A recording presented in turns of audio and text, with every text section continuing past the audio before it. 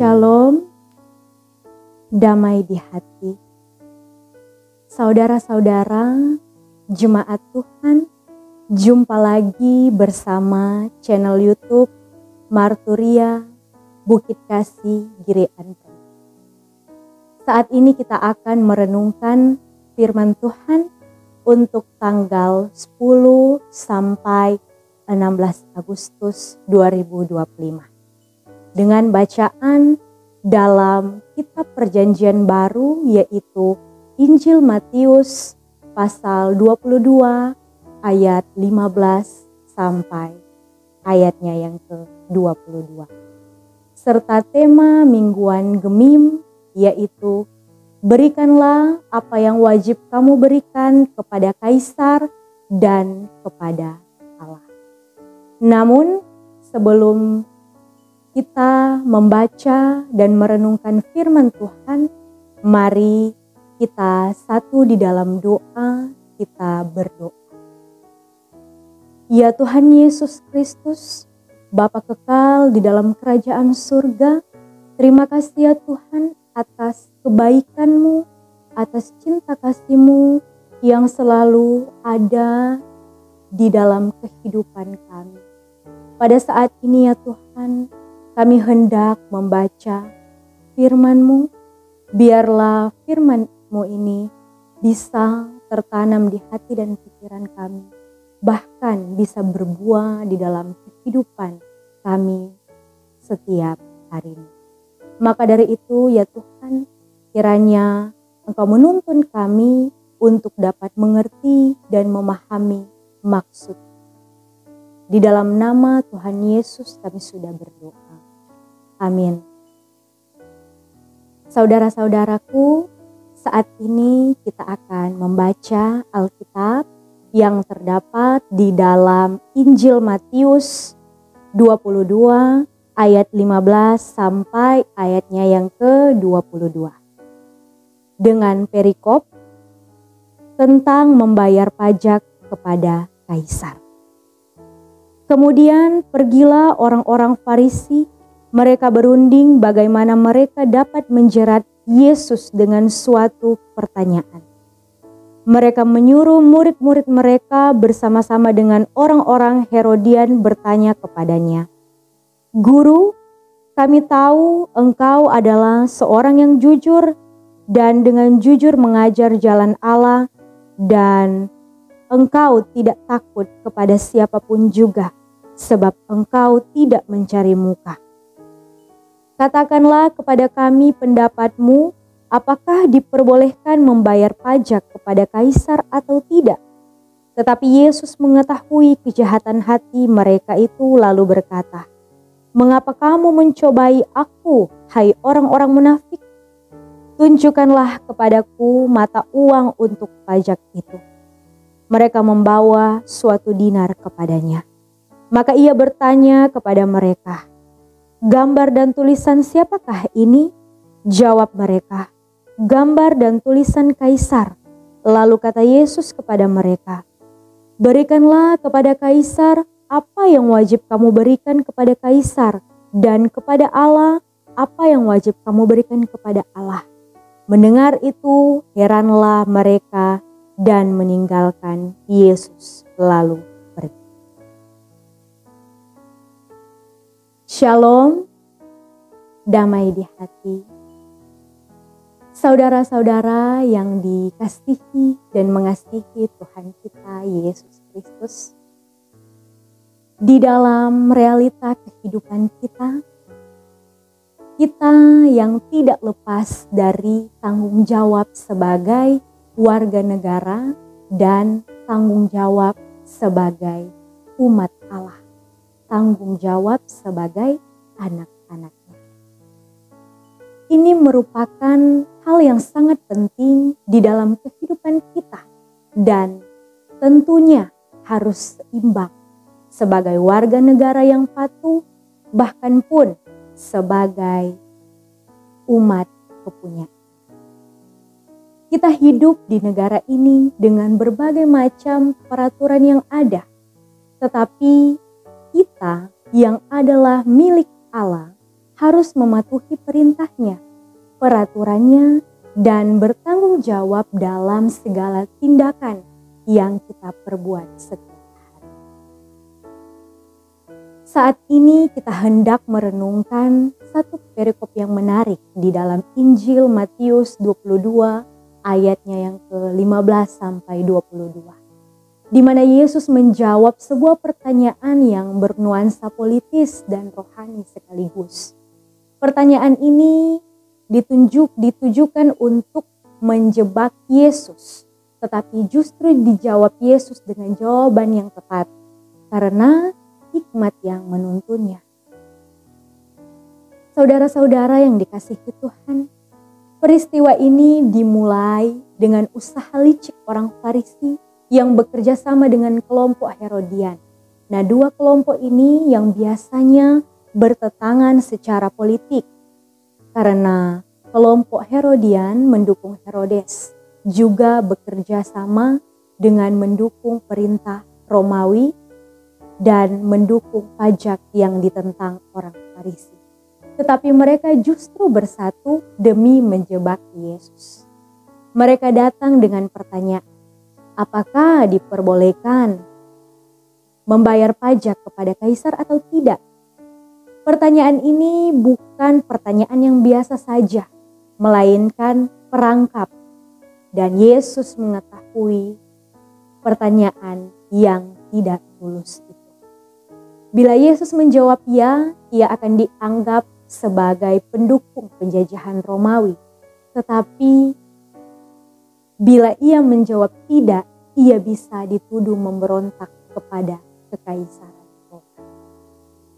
Yesus pun menjawab dengan meminta mereka menunjukkan uang pajak, yaitu sekeping dinar. Lalu bertanya, gambar dan tulisan siapakah ini? Mereka menjawab, gambar dan tulisan kaisar. Maka Yesus pun berkata, berikanlah kepada kaisar apa yang wajib kamu berikan kepada kaisar, dan kepada Allah apa yang wajib kamu berikan kepada Allah. Dan jawaban ini tidak hanya membungkam musuhnya, tetapi juga mengajarkan kepada kita prinsip hidup yang seimbang dan bertanggung jawab, baik sebagai warga negara maupun sebagai umat milik Allah. Yesus tidak menyuruh kita untuk menolak pemerintah atau peraturan yang dibuat oleh pemerintah. Sebaliknya, ia mengakui bahwa selama kita hidup di dunia ini, kita memiliki kewajiban kepada negara sebagai warga negara yang baik, disiplin, dan patuh terhadap peraturan.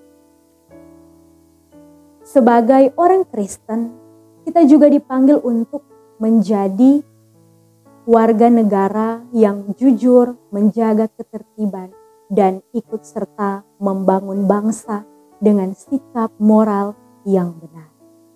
Tidak ada pertentangan antara menjadi warga negara yang baik dan menjadi pengikut Kristus yang setia.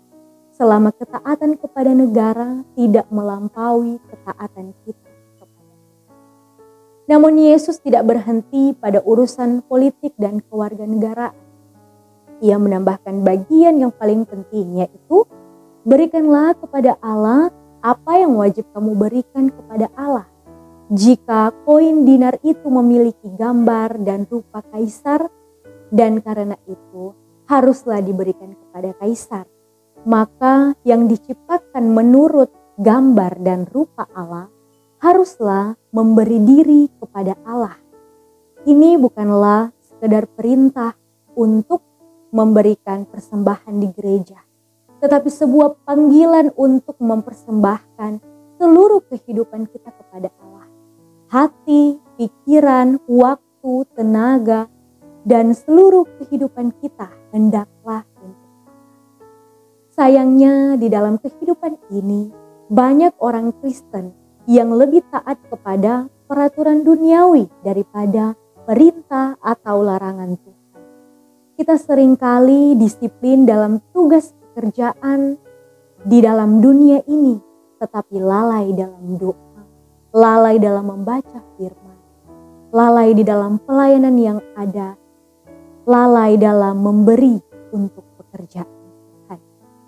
Kita memberikan yang terbaik untuk perusahaan, untuk kantor, untuk bisnis, untuk urusan pribadi kita. Tetapi memberi sisanya untuk Tuhan. Padahal Tuhan tidak hanya menuntut sebagian dari hidup kita, tetapi seluruhnya. Hidup kita adalah miliknya karena kita telah ditebus oleh darah Yesus. Maka kita tidak bisa setengah-setengah dalam hal memberi, dalam hal taat kepada pemerintah ataupun setia kepada Allah.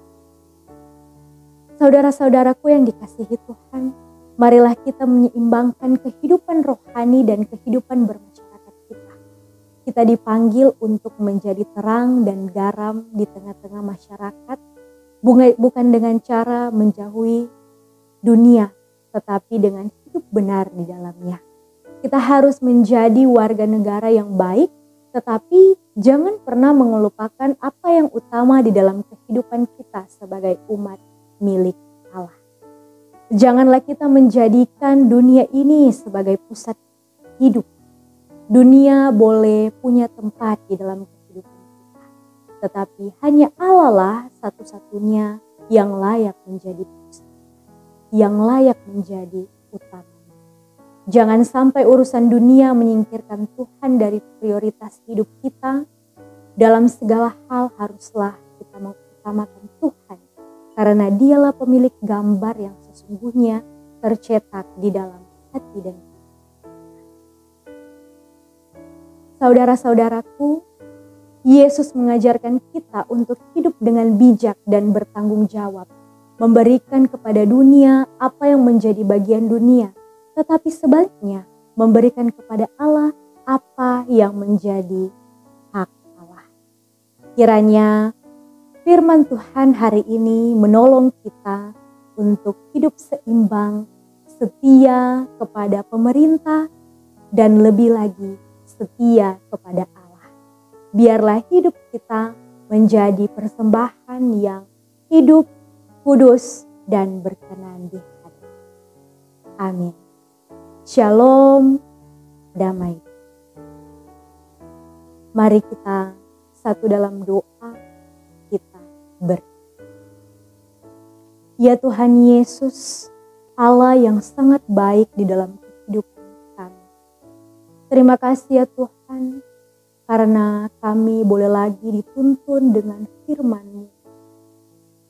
Biarlah firman-Mu ini bisa tertanam di dalam kehidupan kami, bahkan pun bisa kami jalankan di dalam kehidupan kami setiap hari.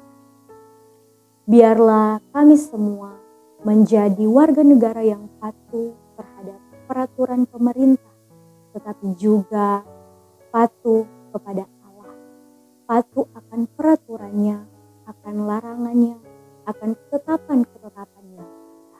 Biarlah senantiasa kami selalu dan terus ada di dalam kehidupan yang berpusat akan Tuhan Yesus Kristus. Terima kasih ya Tuhan. Ini doa dan seru sembahyang kami. Di dalam nama Yesus kami sudah berdoa. Amin. Demikianlah perenungan kita pada saat ini. Kiranya firman Tuhan ini boleh menuntun kehidupan kita untuk terus mengikuti teladannya dan menjadi berkat